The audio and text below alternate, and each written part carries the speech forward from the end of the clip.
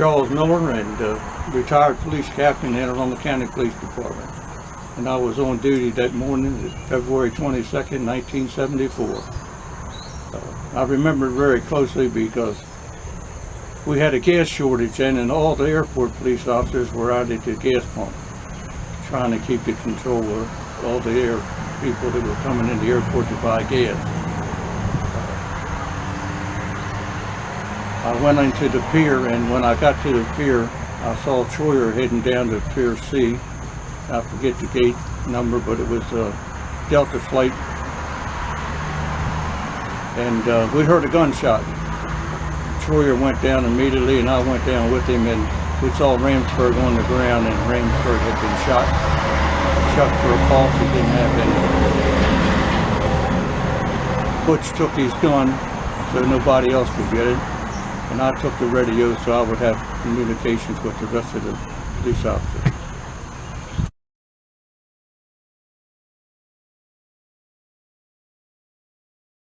George Ramsburg, we knew him as Neil, and I was his field training officer when he was going through our academy, because at that time we were taking their people through the academy because the state had just bought the airport from Baltimore City, and they didn't have a police department, so they were putting their people through our academy in order to beef up their police department. George was, and like I say, we called him Neil. Neil was a nice gentleman, and he had just come back from Vietnam, and he was looking for a good job, and he would like the policeman, and he took the oath that he would be a good policeman, and he was for the time being. Samuel Blake went right down to the checkout point where Ramsburg was, and he shot Ramsburg in the back, killed him instantly. And how was the funeral? You said it was a big turnout? He was laid out in Ellicott City, and it was a huge turnout from departments, our department, and all the departments around the local area.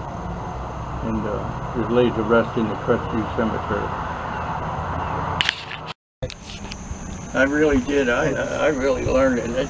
You know, when I seen who it was that was laying there on the floor, that kind of hit me a little hard. Because he was a good kid. Well, a good man, I should say. Guy served his time in the military and all.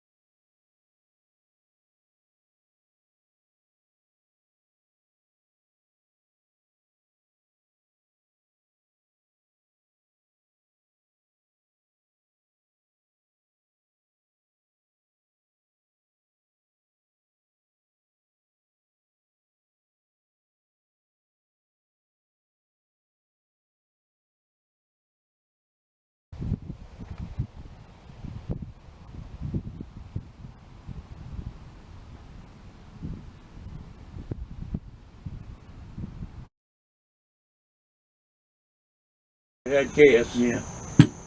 And all their people were out there directing traffic. Yeah. There wasn't anybody in there except Butch and myself. In Ramsburg. Mm-hmm. Well, they had to have an officer at each gate there, didn't they? If he was, I didn't see him. Everybody was out there because you were checking on them, make sure they were assigned to. Yeah, but that's the only gate. That's the only flight we had out. Oh, I got you. Butch was going down to relieve Ramsburg. Yeah, I remember that. He stopped to get a call. That's how that happened. It is why he was there. He was going down to relieve Ramsburg. Ramsburg was there on the midnight shift.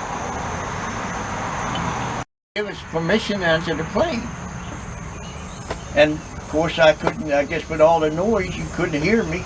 And then I told Butch, I said, well, I wasn't on your radio anyway. I was on the airport that's radio. Why I so couldn't get you. I had Ramsburg's radio. Yeah. Well, Bill Collier and all was down there with you. Dale Thomas. Yeah. And Ray Schmidt, I think it was all from our shift that was down there with you. And you're right, we only had the 38s in. Yeah. We didn't have the 357s. They did, and that's the only thing that could penetrate the tires. Right. And Butch even tried shooting the airplane with his 38, it didn't work. They just bounced off. Yeah. And when he used Neil's gun, He used George's Ransford's gun, pistol. right. Luckily it was that guy coming up that went in front of that window and it penetrated. If it hadn't been for that, you know, We'd have still been working on it. yeah. Silver Yeah. bullets. And after that I got rid of them. And he's saying, I need some ammunition. I need some ammunition. But I knew he couldn't shoot them. I don't even know it would have blown up his gun. I don't know. It always, what it did when the guns, when you use that silver in them, it would jam them. Is that right? Yeah, it only round, maybe, you could get one round off maybe, and that was it, and then it would jam. Because all that silver on there would go in there and mess up the firing pin. You know what worried me after that? I got to thinking, and I told him, I said, Butch, look, I'll go to the cockpit and you and Todd take the back of the plane. And he said, okay. And I forgot he was out of bullets. So we went on the airplane. I opened the door and I can't understand why it wasn't locked from the inside. But I opened the door and we went in and I went to the pilot and Butch and I can always remember the pilot. Reese Lofton was his name. Is that right? He was dead when I checked. No, that was alive. Freddie Jones was the one that was dead. Oh, okay. Freddie Jones was the co-pilot. He's the one that grabbed the gun when the guy first went in and he shot him in the head. And killed him right off the bat. Well, then I had it backwards and I didn't know who was who, but they were both sitting in the Reese seat. Lofton's the one that ended up in the hospital up in Baltimore for like 6 months. Didn't he later die?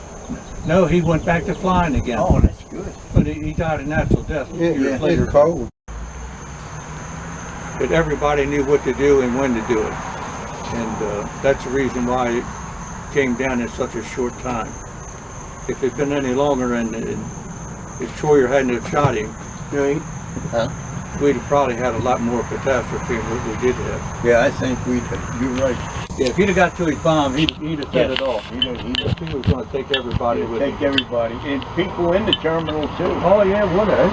Yeah. Once that plane caught on fire, it'd be over with. He saved a lot of lives.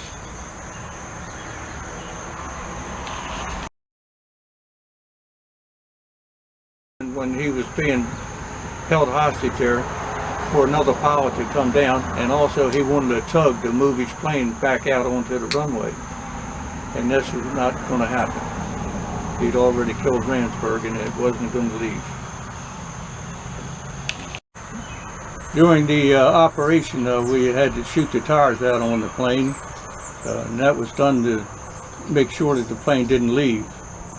We were guaranteeing that the plane couldn't leave, so we could handle the problem right there. During the after Troyer downed Samuel Bike, and we called him Pick, but they called him Samuel Bike, I think, and all the other things. Anyway, when we entered in the cabin, the engines were still running on this plane, and I observed an odor of gasoline, and I knew that the plane didn't use gasoline, so we had to look around, and nobody had told us that he had carried anything else on the plane. And finally I found the source of the gasoline smell, and it was a Valdez, which we eventually found out that it contained 2 gallons of gasoline, equal to 6 sticks of dynamite. I've moved it, checked it out. I've been working with the bomb squad from Fort Meade for a couple of months. I checked it out and saw that it needs to be set off by human hand and not an automatic device. I moved it off the airplane, and Officer Todd from the airport police took it, carried it on up to the runway as far as he could, and then they put a bomb blanket over it and called the bomb squad.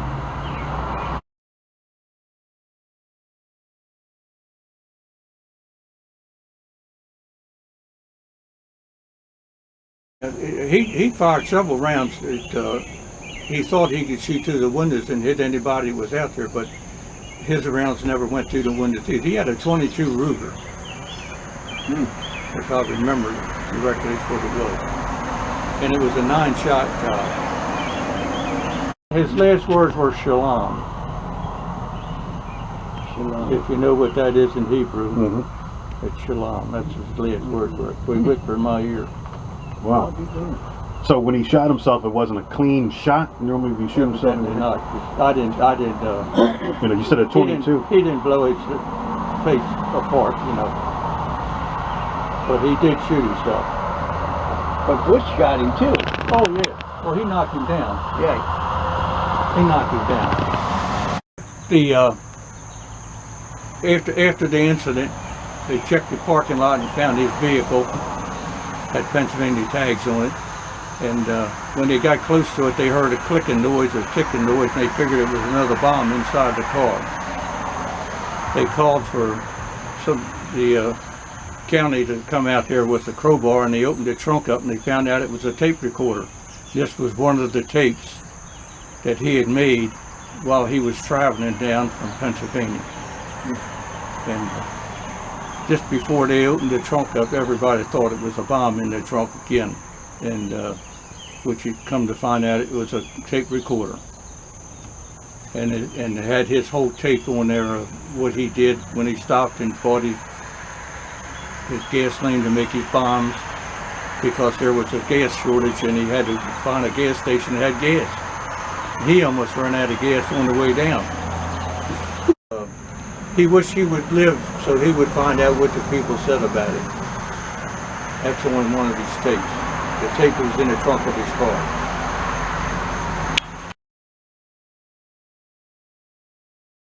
When the stewardesses and a couple passengers that were still on the plane while the hijacking was in place, I advised them to go out the wing windows and go out on the wings and go down. Had we known it was a DC-8 with a stairwell, we'd have had them unlock the stairwell and they could have escaped that way. And they could have. 3 more of them on there, plus a couple passengers. Yeah. And they all went out the wings and came down. There was one stewardess on there, because I remember the one that injured its back, right? When she was bailing out. Yeah, well, she bailed out. That's one of them that came off the wing end. Yeah. And that was the big part. That was the noise. The engines were running the whole time this was going on. They may have been in an idling position, but it was still so noisy you couldn't hear. At the time, they moved the magnetometers and all up to the beginning of the concourse, and they instigated everybody that would go down through there had to have a ticket. How long that lasted, I don't know, because all the vendors down there all started complaining that there wasn't not enough people coming down there. But for safety reasons, we still did that. And they did that until I left there.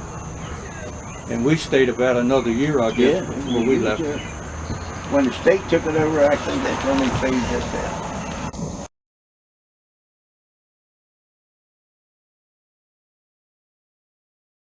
The assassin movie of Richard Nixon was really mostly about Samuel Dyke, what a poor soul he was, and he needed help with everything he was doing, and nothing to tell about his taking his hijacking and the kidney.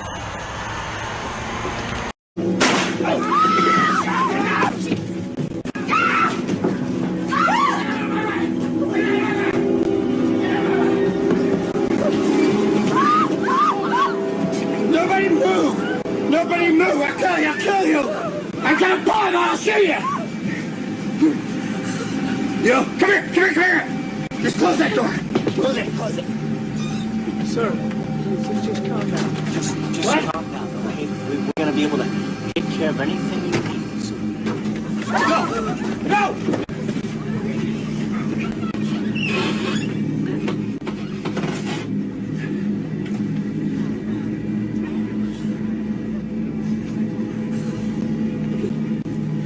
Gentlemen, my name is Sam Bick, and if you don't move, then no one will get hurt.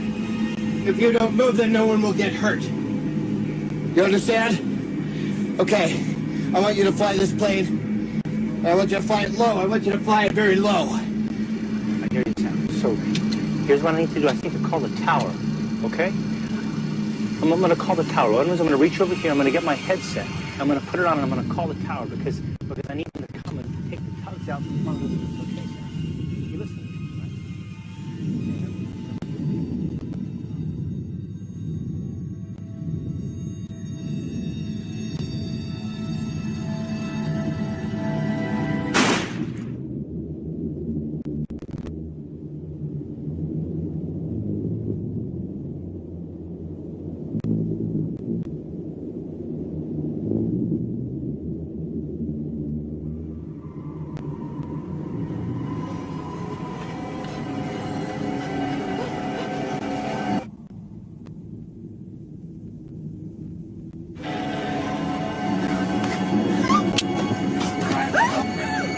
You have to help him to fly the plane.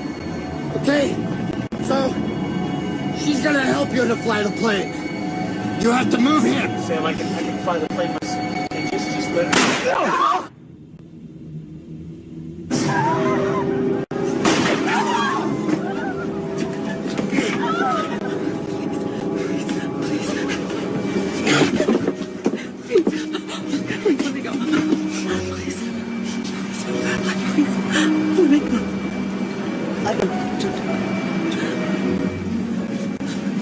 Look at me, Maestro. Am I smiling?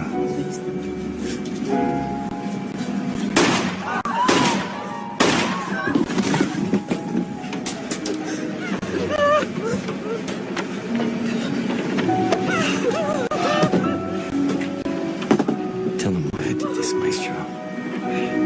History needs to be clear on this. They can rebuild the White House, but they will never forget me. Not ever.